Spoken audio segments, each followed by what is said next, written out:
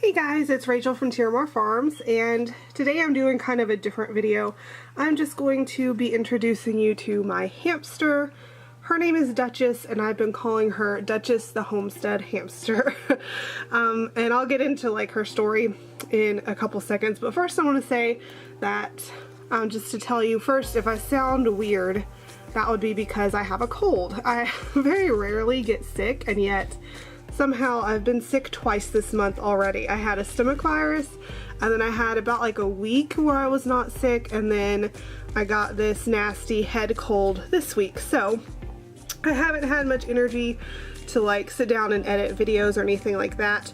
So I figured I would just introduce you to Duchess, and that would be a nice simple video that I wouldn't really have to edit. So that is Duchess. She just woke up.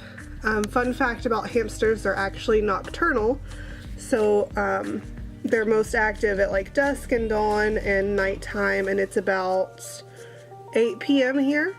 So she's just kind of waking up, and then she'll probably take another nap and then be awake a little bit more later on. But I got her in between being sick after I had my stomach virus and then before I got my cold, and she's hiding. So let me go ahead and do like the cage tour. So this is not her like permanent cage. This is one I just kind of like threw together. So I thought when I went to get her, I went with the expectation that I was going to be going, and I was going to go ahead and take this lid off. Let me show you the lid first and I'll finish the story. So I just made this lid using an old bird cage so that it has this little like door here, which does not work perfectly, but it has that door, and then I use zip ties to connect it to the Tupperware lid thing. So that's the lid. And then this is the cage itself. So it's a homemade bin cage. And anyway, like I was saying, when I picked her up in the morning on a Monday, I went with the expectation that that afternoon I was going to be meeting someone I had found on a Facebook sale page who had a really nice hamster cage for sale at a pretty good price for what it was. But that day I found out actually that she was missing the legs to it, so I did not get to go get it, and it kind of just fell through. I haven't heard from her again, so I don't know if maybe she had second thoughts and didn't want to sell it. It was kind of weird because she kept having these reasons like why I couldn't come get it, because first she was like she couldn't find the legs, and I was like, well, that's okay, it doesn't really need the legs for me to, you know, use it. I can just set it on the floor and get the legs later. And then the next day she was like, oh yeah, I slept all day, so actually you can't come get it today because I just woke up. And she had said before that she'd had like a back surgery, which was why before she said she couldn't find the legs, she said she couldn't meet me anywhere. I'd have to pick her up at her house, which was fine. But then she said she couldn't find legs, and anyway, so I don't know if she just didn't want to sell it or if she, you know, really was just not feeling great or whatever, but I haven't heard from her since, so that kind of makes me feel like maybe she just had a second thought about selling it. Or found someone maybe who was going to offer her full asking price, because I had haggled a little bit and got it down a little bit from what she was initially asking. But anyway, so I had the hamster, and I didn't have a cage, and I wasn't going to be able to pick up the cage. And the reason I didn't want to buy a cage at the pet store is because, first of all, they're expensive, and second of all, they're usually too small. So sometimes they have pretty good sized cages at the pet stores, but usually they're actually smaller than what you really want for the hamster.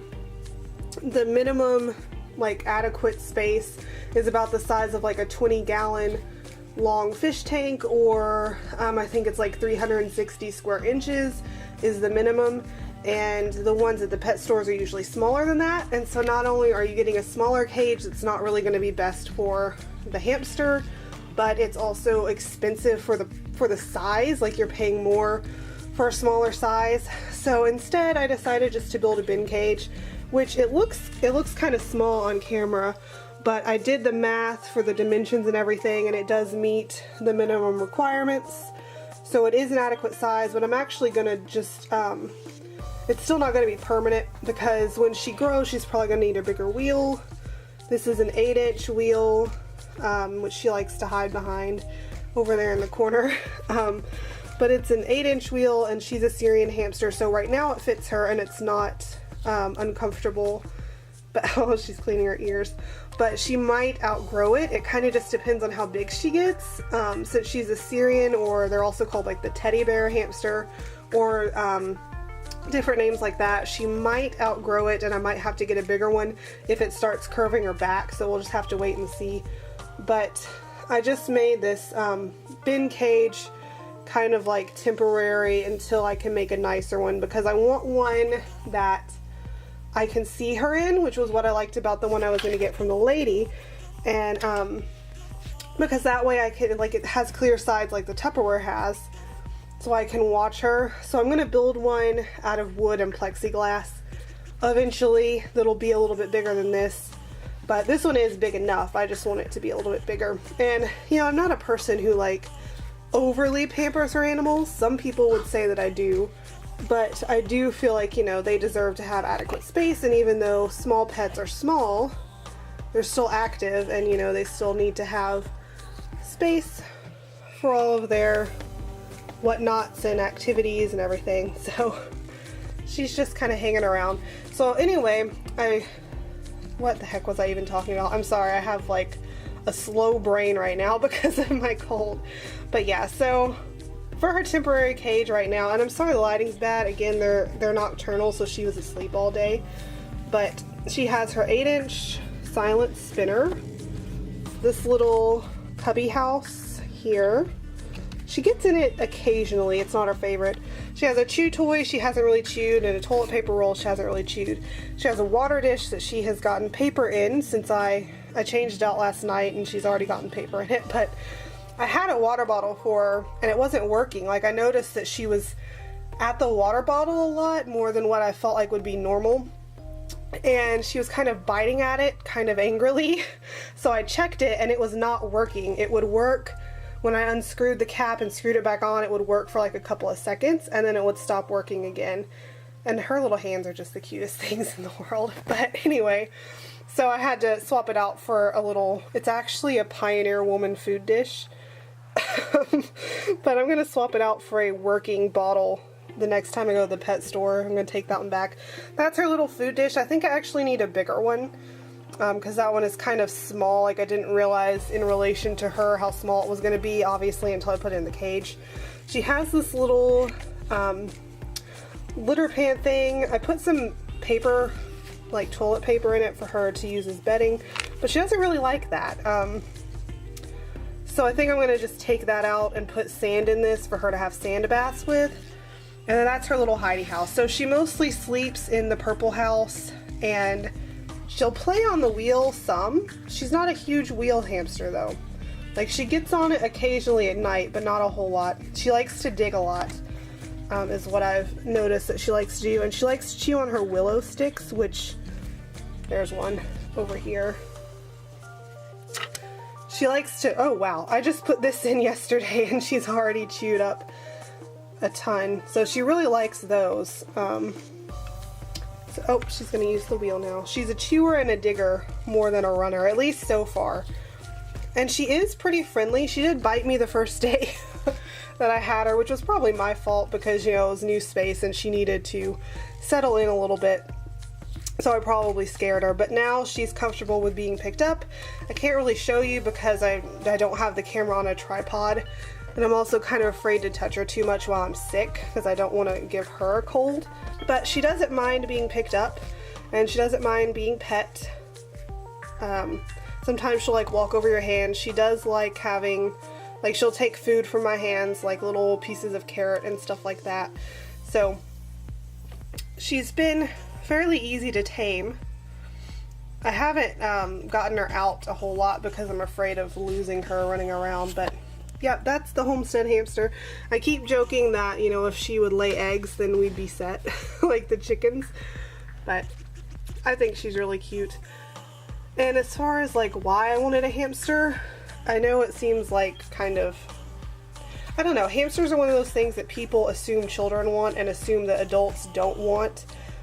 I don't know why that is, because they're actually not that great for children, just because they can move fast and sometimes they can be bitey and they're fragile, so it's kind of like why, oh, and they're nocturnal, so kids are usually, you know, going to bed pretty early, so why are we getting these things for kids that aren't really that appropriate for them? But I've always liked small pets, and it's kind of like, I was telling my parents, you know, it's kind of like having a fuzzy goldfish as well, to have a hamster or small pets. And I've had lots of small pets before. I've had hamsters before. I had a little dwarf hamster that was really, really mean, and you couldn't like touch it at all without wearing leather gloves. It was not tame, and I was too young to know how to like tame them at that age. And I've had rats. I've had guinea pigs. I like them. I think they're cute. They're fun to watch, their little antics, and it's kind of fun to decorate their cages as well and just kind of like, you know, make it look all cutesy. And their little noses, like how can you look at that and not think that it's adorable?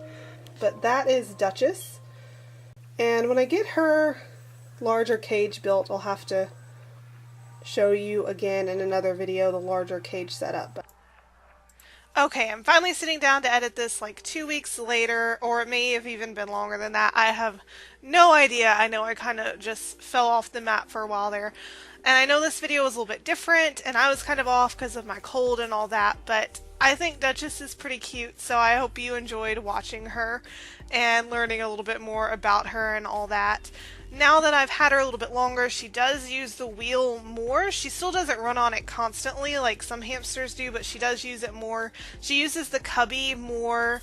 Let's see, I totally took the dust bath thing out because she was not using it at all, so now she has all that extra space.